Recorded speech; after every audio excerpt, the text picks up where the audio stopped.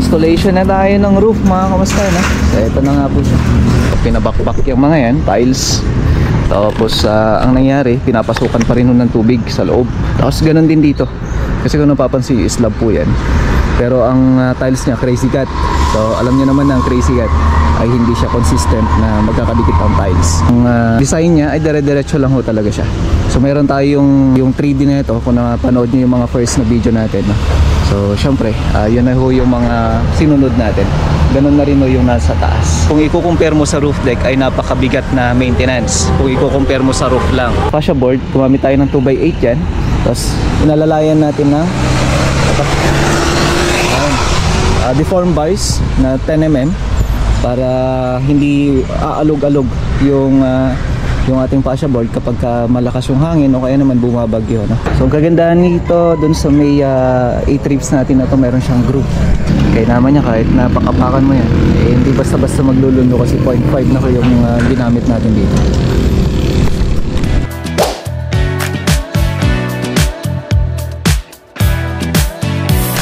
Ayun, magandang araw.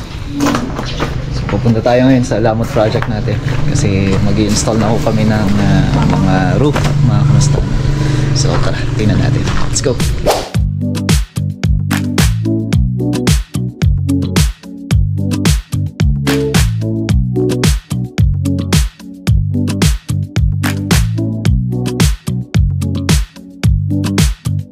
Dito tayo ngayon sa Lamot project natin. Bali, nagka-install na kasi sala ng yero doon. Tapos dito naman, ayan. Sa ngayon, kinokompleto lang muna namin yan para may yakyat na. So, ito na nga mga kamusta yung ating ginawa na solusyon. Dati ang problema ay tulo. So ngayon, ito yung pinaka-the best na solusyon. Ayan.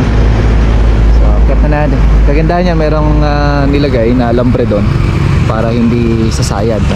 Bali, hilain lang naman yan pataas. So, madali lang yan. Paraan para makaakyat tayo. So, dahan-dahan lang naman yan. 2 tao sa taas. And may guide tayo na alambre. Then, sabay na ko yan. Ayan ang paraan namin. So, madaling paraan, mabilisan na paraan. At syempre, safe na paraan. So, ganyan tayo mag-akyat ng long span. So long span na ho ito gamit natin. Okay, so installation na tayo ng roof mga kamusta na. So ito na nga po siya. Bali magkakabit na ho tayo. Ito ilalagay natin dyan. So yun yung gagamitin natin roof. At pagkatapos kasi natin naglagay ng gutter, dire-diretso na ho siya. Installan natin ng roof. So ito na nga po mga kamusta na. So ito yung dahilan kung bakit tayo desisyon na may roof na lang po ito. Yung ilang beses na rin po na nagpagawa sila madam tsaka nila sir, no? Yung kliyente natin dito na kumbaga tayo nag-suggest na i-roof na lang siya. So hindi lang ho kasi dalawa ang gumawa dito, kundi pagkakalam ko nasa 3 po ata. So pinabakbak yung mga yan, tiles. Tapos ang nangyari, pinapasukan pa rin ng tubig sa loob. Tapos ganun din dito. Kasi kung napapansin, slab po yan. Pero ang tiles niya, crazy cut. So alam niyo naman na ang crazy cut ay hindi siya consistent na magkakadikit ang tiles. Tapos tingnan niyo yan, yung mga pinagkuhanan ng tubig. So talagang pumapasok yung tubig sa loob. So sinisira niya yung mga kisame, ganyan. So sabi ko nga, nung nandito na ako, sabi ko, ma'am, mas maganda na ako na i-roof na lang natin. Walang mga katanungan kung ano, ganyan kasi alam na nila eh. Mahirap na yung, kumbaga, paulit-ulit na lang yung problema. So ngayon, ang nangyari, nung sinadjust ko yon, pumayag sila, and then, ito na nga po, nakapag-proceed na ho kami. At tapos na ho yung paglalagay natin ng mga bakal. Yan, so nakompleto naman na ho natin. Ang design niya ay dire-diretso lang ho talaga siya. So meron tayong yung 3D na ito kung napanood nyo yung mga first na video natin, no? So syempre, yun na ho yung mga sinunod natin. Ganun na rin ho yung nasa taas. Napakainam niyan. Sabi ko nga dun sa vlog natin sa Facebook, kung anong okasyon na meron na pwede na i-held dito, tag-ulan man o tag-araw, pwede na ho. At the same time, kung i-compare mo sa roof deck ay napakabigat na maintenance kung i-compare mo sa roof lang. So sa roof kasi pag may tulo, pwede mong tapalan. Pag ang roof deck may crack, mahirap tapalan.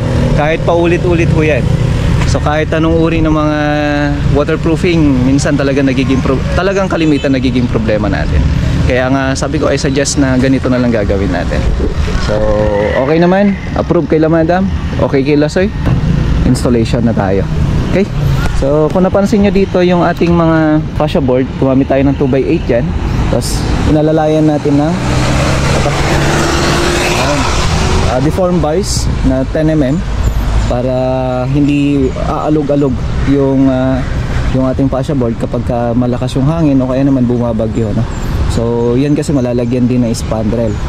Eventually pagka may spandrel yan, kapag magalaw kasi yan at hindi tuwid, pangit tingnan yung spandrel. So dapat yan nasa linya rin talaga.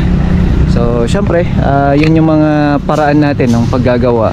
So yung 2x8 na yan ay yun yung ginamit natin na fascia board natin. Syempre may fascia cover din po yan. Okay, so tara, installation muna tayo dito at i-check lang naman natin yung mga kailangan pa i-check dito, kung tama ba yung mga paglalagay nila ng support o kaya sa may clutch natin. Ayan, the same time yung distribution ng sifilins. So bali ito naman, na-check naman na natin. At the same time yung level nya, kasi tinitingnan natin yung level din yan, kung tama ba para yung bagsak ng tubig ay maganda. Ito pinaasintahan ko na rin para hindi papasukan ng mga ibon, ganyan, para hindi bahayan. Kasi itong roof deck na to, kung sakali kumbaga magiging blanco na lang siya. Ayan, so installation muna tayo. So importante yan, meron tayong insulator na. So kung nakikita nyo dun sa may drone shot natin, meron tayong nilalagay na duct tape para sigurado na magkakadikit po talaga yan.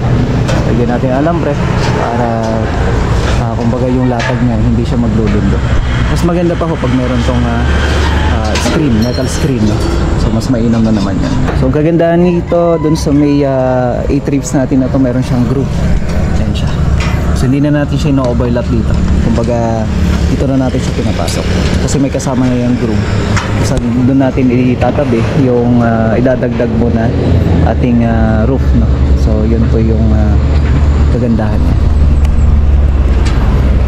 Kaya naman niya, kahit napakapakan mo yan, hindi basta-basta maglulundo kasi 0.5 na ko yung ginamit natin dito. Bali dito na lang sa part na to yung lalatagan natin. Bali installation na tayo. Ito binasta-bastahan muna namin yung bawat gilid-gilid nya, then minsanan tayo tech screw. Okay. So yung gamit namin tech screw dito 1/2.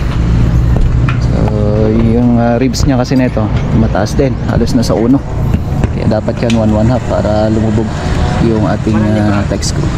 So latag na natin.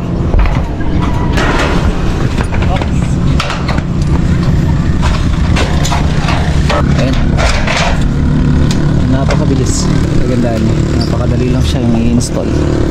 Gawa nga nung meron na siyang kasamang group na. So latag na, kompleto na. Susunod na yun yung mga sidings naman. Ayan, flashing. Ayan nga, pinapalitan ko nga extension na gamit nila sa taas kasi substandard, no? Eh, alam nyo naman ang ganitong uri ng trabaho, napakanipis kasi nun. Yung gustong-gusto nilang gamitin, kako meron naman tayong mga heavy duty na extension, which is Royal Rod. Kaya pagka ganito mga roof, huwag kayong papayag na gagamitin ng mga tropa yung mga maninipis na mga wire kasi madaling makadisgrasya. Pag yan nasugat, hindi lamang kuryente mangyayari kundi mahuhulog pati. Kahit na may mga harness to mga to, hindi lang natin alam ang disgrasya. Okay, so pagkatapos nila dyan, bali dito naman sa mas maluwang na yung lalatagan natin. Ito magkakaroon pa to ng drywall dito sa part na to, itong linya na to papunta rin, para syempre hindi naman basta-basta yung papasok yung tubig. Kaya nga pinasaraduhan ko to para kako kahit na may sasaluhin tubig yan, at least may babagsakan lang siya na isang part, yun lang yan. Kumbaga hindi rin siya pupunta dito kasi alam niyo po yung mga pintor dito talagang lumobo lahat. Kaya nga kailangan mapalitan kako. at kailangan maayos. Okay. So ayan pa yung susunod na tatrabawin natin. Pipintura naman tayo. So ito yung sinasabi ko na baliktaran na po siya. 12mm na uri ng insulator foam, baliktaran na po siya.